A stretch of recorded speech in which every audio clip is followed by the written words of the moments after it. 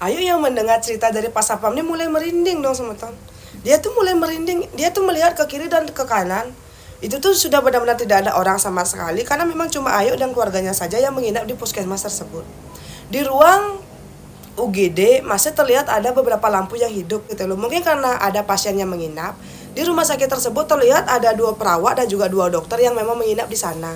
Mungkin karena Ayu lah yang menginap di sana kan. Jadi dokter dan perawat ini mungkin harus bertanggung jawab untuk menjaga Ayu dan juga anaknya. Karena Ayu sudah merasa sangat ngantuk, dia pun permisi ingin tidur kepada si Pak Sapam ini. Iya, Ayu pun mencoba untuk tidur semeton. Tapi kok Ayu tuh merasa badannya panas dan tidak bisa tidur sama sekali. Ketika itu Ayu pun duduk kembali di atas tempat tidur dan dia melihat semeton. Ambulan yang keadaannya masih bagus, itu tuh kok kayak bergoyang. Kayak bergoyang gimana sih, kayak deg kayak gitu loh. Nah, Ayu pun berpikir, oh mungkin si Pak Sapam sedang membersihkan ambulan ini karena mungkin nanti mau dipakai, kan dia berpikir begitu. Dan dengan jelas semeton, Ayu ini melihat 2 rongsokan mobil ambulan yang sudah dipakai itu kayak bergoyang juga gitu loh. Ayo kaget dong. Kok bisa bangkai 2 mobil ambulan kok bisa kayak ikut bergoyang, kayak gimana sih, kayak di dalamnya itu kayak ada orang yang sedang berloncat-loncat gitu loh semeton. Karena Ayu sudah mulai merasa merinding. Dia pun bangun dari tempat tidur dan menutup korden jendela tersebut. Setelah korden itu ditutup, Ayu pun mulai kembali rebahan, tapi dia tidak bisa tidur sama sekali. Nah, ketika itu Ayu membalikkan badannya persis menghadap ke jendela sebelah kanan yang kalau dibuka kordennya ini langsung menghadap ke bagian belakang puskesmas. Nah, kok Ayu mendengar semeton, jendela kaca di sebelah kanannya ini kok seperti terdengar kriak, kriak, kriak. Gimana aja seperti ada kuku yang tajam seolah-olah menggaruk jendela kaca di sebelah kanannya Ayu ini. Ayu mulai merasa merinding semeton. Ayu pun kepo dan coba membuka korden di jendela bagian kanan. Tapi tidak ada apapun yang terlihat. Di belakang kamar Ayu ini hanya terlihat sebuah tembok yang sangat tinggi, pembatas antara puskesmas dengan rumah warga sekitar. Setelah Ayu menutup kembali korden tersebut, Ayu kembali mendengar kriak, kriak, kriak. Seolah-olah ada seseorang yang sedang menggaruk kaca di bagian luar. Ayu mulai merinding semeton. Dia mulai merasa sepertinya ini sudah tidak beres gitu loh. Ayu pun mulai duduk dan boom! Tiba-tiba jendela di sebelah kiri tempat tidurnya Ayu, kordennya itu sudah terbuka kembali. Yang padahal kan jelas-jelas tadi Ayu sudah bangun menutup korden tersebut. Ayu ketika melihat korden jendela kaca di sebelah kiri ini terbuka, aduh sebutan saya deg-degan loh, bener deh tuh. Tuh saya deg-degan loh. Lanjut nggak? Lanjut, ya udah lanjut. Ayu melihat kan itu udah terbuka. Tiba-tiba di parkir depan kamarnya dia menginap, lampu 5 watt yang tadi menerangi parkiran tersebut mati total. Tidak ada sinar apapun di parkiran tersebut. Dan Ayu melihat semeton, 2 mobil ambulan yang sudah tidak dipakai tersebut ya, yang keadaannya itu memang sudah rongsokan, tiba-tiba mengeluarkan sebuah asap berwarna hitam. Dan asap ini seolah-olah ingin masuk ke ruang rawat inapnya si Ayu, tapi tidak bisa masuk semeton. Berkali-kali asap hitam ini berusaha masuk melalui celah jendela, celah pintu yang terbuka, tapi tidak bisa masuk sama sekali. Ayu juga tidak mengerti kenapa gitu loh. Nah, waktu itu tiba-tiba 2 mobil ambulan yang memang keadaannya ini sudah rongsok ya, tuk kayak bergetar hebat dan buk, seperti suara dentuman yang berasal dari dalam mobil ambulan. Nah, ketika itu Ayu merasa sangat takut dan merinding semeton. Ayu pun berusaha membangunkan ibu mertua dan juga ketiga iparnya. Tapi ibu mertua dan juga ketiga iparnya Ayu ini tidak bisa dibangunkan sama sekali. Tidur mereka tuh benar-benar lelap semeton. Nah, waktu itu Ayu cuma mengambil putranya dan kayak menggendong putra kecilnya gitu loh. Dia berdoa, ya Tuhan lindungi kami, lindungi kami. Nah, Saat Ayu kembali melihat ke depan, parkiran ini sudah terlihat seperti biasa. Tidak ada yang bergerak, tidak ada asap hitam atau tidak ada apapun. Nah waktu itu Ayu kayak, akhirnya tidak ada apa-apa. Ayu mulai berpikir semeton, apakah yang dia tadi dengar dan lihat itu memang nyata? Nah saat keadaan sudah mulai tenang, tentram, damai sentosa, tiba-tiba boom, tok tok tok, tok tok tok, tok tok tok. Jendela kaca di sebelah kanannya Ayu mulai berbunyi kembali, seolah-olah ada seseorang yang sedang berada di luar jendela mengetok jendela kaca tersebut. Tapi waktu itu Ayu sudah tidak berani membuka kaca semeton. Dia hanya duduk di bawah tempat tidur dan sambil memeluk bayinya. Tok tok tok, berkali-kali kaca di sebelah kanannya Ayu ini berbunyi tok tok tok, tok tok tok. Tapi Ayu tidak berani bangun sama sekali. Dan sampai besok paginya ternyata Ayu tertidur sambil terduduk di bawah tempat tidur menggendong putra kecilnya. Ibunya terbangun dan marah ke Ayu. Kenapa kok kamu tidur di bawah? Perutmu tidak sakit? Karena Ayu tuh kayak masih syok dan trauma. Ayu pun tidak menyaut dan cuma meminta maaf kepada ibu mertuanya. Singkat cerita semeton, setelah Ayu makan siang, dia mandi dan dibantu oleh ibu mertua dan juga suaminya. Kata dokter jam 2 siang nanti Ayu sudah boleh pulang. Ketika itu Ayu benar-benar masih bengong semeton. Dia memikirkan apa yang tadi terjadi dengan dia. Apa yang semalam dia lalui. Dan dia tuh kayak, ini kenapa ya? Ke sekeliling kamar tempat dia tidur, itu keadaannya masih sama semeton. Dan waktu itu dia kan sudah membuka gorden di belakang kamar tidurnya yang berada di kanan ranjangnya dia.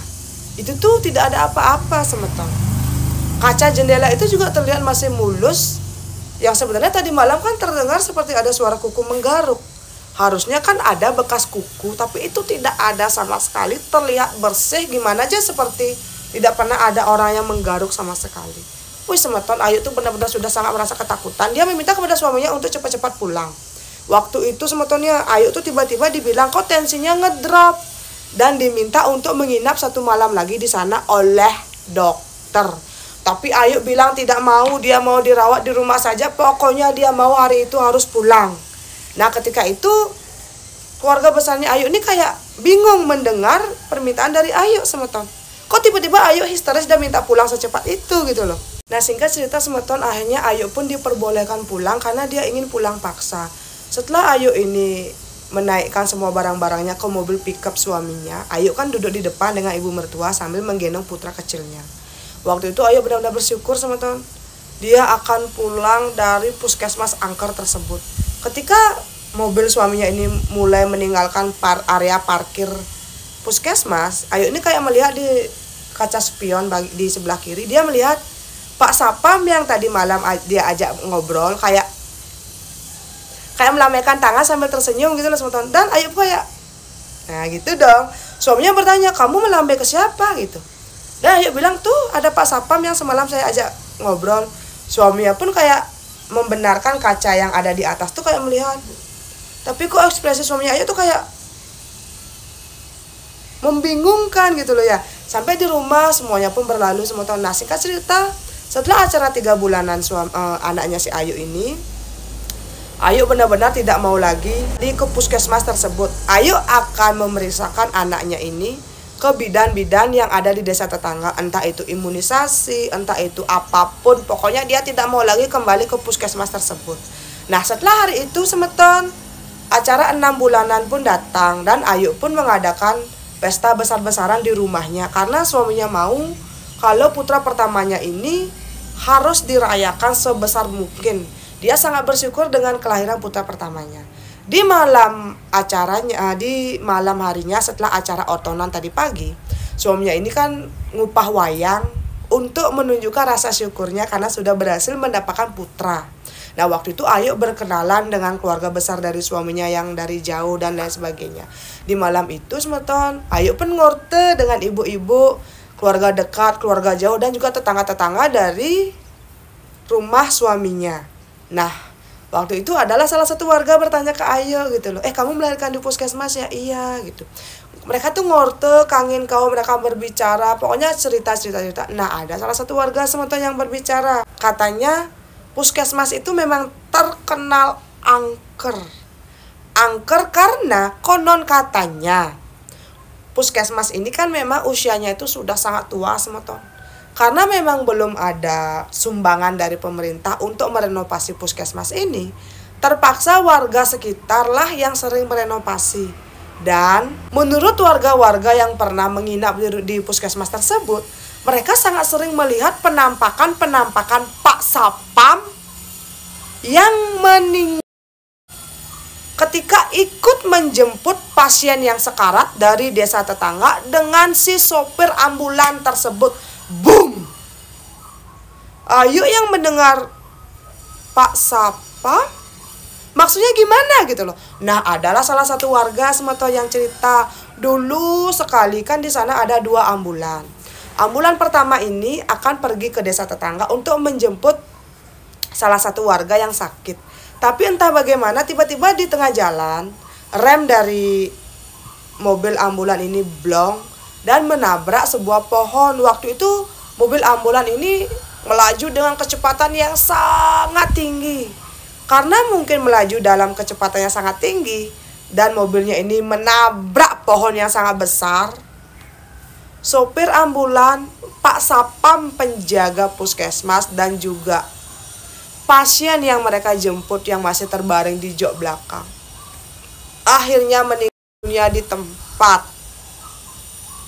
Tapi karena mungkin puskesmasnya waktu itu tidak mau rugi dan tidak mau membuang mobil ambulan tersebut, makanya setelah diupacarai mobil ini kembali digunakan. Tapi anehnya semeton, setiap mobil ambulan ini menjemput orang sakit atau mengantarkan mayat ke rumah warga, semua sopir yang bekerja menyetir mobil ambulan tersebut akan selalu melihat dan merasakan penampakan yang sangat aneh. Kira-kira 3 tahun setelah mobil ambulan ini menabrak dan juga menimbulkan korban jiwa, akhirnya mobil itu pun ditaruh saja di parkiran dan puskesmas pun mengajukan dana untuk membeli mobil yang baru agar bisa dipakai menjadi mobil ambulan. Ternyata semeton, ada 3 korban jiwa yang memang benar meninggal di mobil ambulan tersebut sesuai dengan cerita Pak Sapam. Nah, Ayu pun ingat dong, dia pun cerita, oh iya loh, benar saya juga pernah dikasih tahu cerita seperti itu oleh Pak Sapam. Nah, Ayu pun menceritakan kronologi ketika dia cerita dengan Pak Sapam. Dan Pak Sapam ini cerita juga kalau mobil ambulan itu tidak dipakai karena ya memang sudah tua dan dulu pernah ada kecelakaan mobil. Nah, ibu-ibu yang diajak ngerumpi bilang kepada Ayu, yuk, di sana nggak ada sapam loh. Terakhir kali ada sapam yang bekerja sekitar 4 tahun yang lalu. Itu pun sapamnya berhenti bekerja karena dia merasa tidak kuat, harus menjaga puskesmas itu ketika malam hari. Makanya sekarang ada sapam cuma di pagi hari dan itu pun sapamnya bekerja cuma sampai jam 7 malam. Boom! Ayu pun berpikir semeton, itu siapa? Ayu benar-benar takut semeton. Aduh ya Tuhan, apakah benar yang diucapkan oleh warga setempat? Setelah malam itu, besok paginya Ayu pun menceritakan yang dia alami di puskesmas tersebut kepada ibu, adik ipar dan juga suaminya. Semeton tahu nggak apa yang dikatakan oleh keluarga besar suaminya si Ayu? Saat itu semeton, adik iparnya Ayu yang kedua bilang, di malam itu dia tidak bisa tidur sama sekali. Tapi karena dia saking takutnya, dia hanya berdiam diri sambil menutup badannya menggunakan kamen. Karena adik kedua ini mendengar di kaca jendela di kiri dan di kanan, gimana aja seolah-olah ada orang yang sedang menggaruk jendela kaca menggunakan kuku. Dan ternyata adik ipar kedua, ketiga, dan keempat juga mendengar.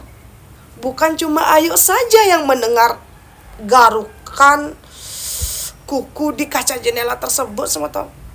Nah, suami dan juga ayah mertuanya Ayu kan tidur di depan kamar. Pasti semeton ada yang bertanya, kenapa sih Mbok tuh kok suami dan juga ayah mertuanya tidur di depan kamar?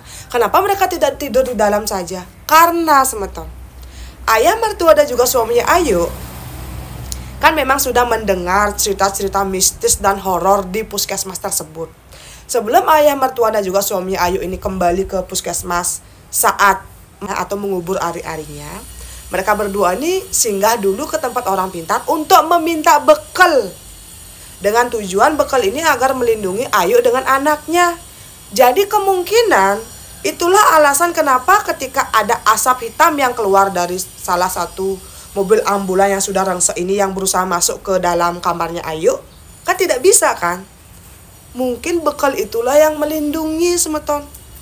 Dan Ayu berpikir, untung keluarga suami dan juga suaminya sangat peka. Seumpama kalau waktu itu suami dan juga ayah mertuanya tidak mencari bekal, apa yang akan terjadi kepada Ayu dan anaknya semeton. Dan anehnya kenapa kok Ayu bisa melihat si asap hitam ini kan? Ayu pun menceritakan masalah asap hitam ini kepada suami dan juga mertuanya. Nah waktu itu memang Ayu diberitahu oleh suami dan juga ayah mertuanya kalau suami dan ayah mertuanya ini harus tidur di luar. Karena itu adalah salah satu syarat agar kalau seumpamanya ada sesuatu yang tidak baik mengincar Ayu dan juga anaknya, hal yang mengincar ini tidak bisa masuk dan tidak bisa menyakiti Ayu dan juga keluarganya semeton. Boom! Ternyata begitu. Dan setelah hari itu semeton, Ayu kan mulai mengakrabkan diri dengan masyarakat sekitar ya. Masyarakat sekitar banyak banget yang bercerita tentang puskesmas angker semeton. Ternyata puskesmas ini memang terkenal dengan cerita-cerita angkernya di seluruh desa tetangga, terlepas itu memang benar atau tidak ya. Karena kata Ayu ya dia memang cuma mendengar. Tapi kalau memang itu cuma katanya, tapi Ayu kan sudah pernah merasakan semesta. Sensasi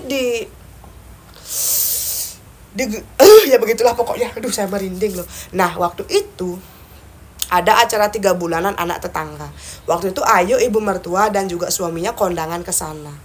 Di sana juga Ayu mendengar cerita-cerita horor semeton. Katanya ya pernah ada salah satu warga yang menginap di sana karena harus menginap di ruang UGD.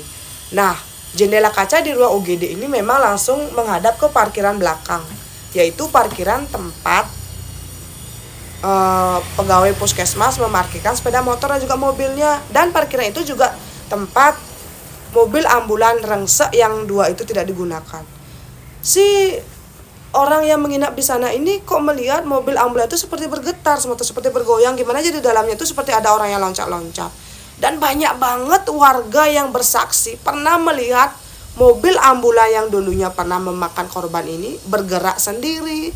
Kadang-kadang ya pernah katanya ya ada salah satu pegawai puskesmas yang melihat mobil ini kan diparkirkan di selatan parkir. Tiba-tiba besoknya sudah pindah ke barat. Tiba-tiba besoknya lagi pindah ke selatan. Dan ketika si pegawai puskesmas ini bertanya siapa yang memindahkan mobil tersebut, tidak ada tuh staf ataupun karyawan puskesmas yang mengaku memindahkan. Dan kalaupun memang mobil itu ingin dipindahkan, kalau tidak didorong, paling tidak 5 orang dewasa yang mendorong, itu tuh harus ditarik menggunakan alat berat karena memang mesinnya sudah mati. Jadi kira-kira siapa orang sakti atau orang yang tidak punya pekerjaan akan memindahkan mobil tersebut? Kan tidak masuk akal. Dan puncaknya semeton, karena sesuatu dan lain hal, akhirnya beberapa tahun kemudian puskesmas tersebut mendapatkan bantuan dari pemerintah dan direnovasi. Saat ini, detik ini puskesmas itu sudah direnovasi dan memang di situ ada mobil ambulan, tapi mobilnya ini sudah mobil yang baru, mobil keluaran terbaru dan juga lebih bagus gitu loh semeton. Dan bangkai mobil ambulan yang katanya dulu berhantu dan meneror warga sekitar di puskesmas tersebut, katanya sudah dijual. Dan setelah rongsokan mobil ambulan itu tidak ada lagi di puskesmas, cerita-cerita horor tentang puskesmas tersebut tiba-tiba menghilang. Dan seolah-olah semua orang sudah melupakan semeton. Kalau dulu di sana pernah ada mobil ambulan angker.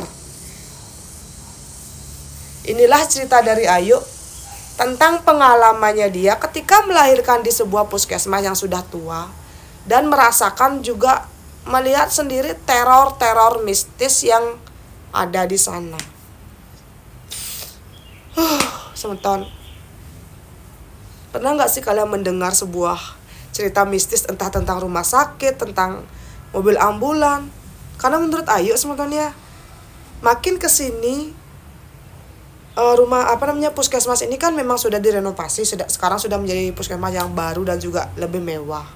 Cerita ini mulai hilang, tapi untuk penduduk desa yang tinggal di sekitar rumah suaminya, cerita puskesmas angker ini masih sangat terngiang-ngiang karena di zaman itu benar-benar boom cerita angker dan mistis dari puskesmas tersebut. Bagaimana menurut kalian?